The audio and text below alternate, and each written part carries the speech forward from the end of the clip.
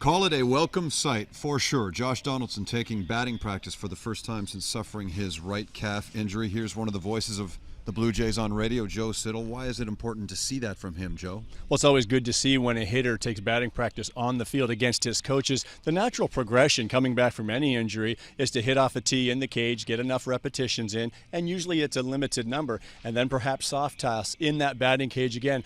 But that next progression going out onto the field hitting against coaches, that's a good sign, and the next thing, of course, will be several days of that, I'm sure. Then he'll have to get running and making sure that he's listening to that body and seeing how that calf feels, but always good to see a hitter get onto the field for batting practice. There's a young man in this camp opening some eyes.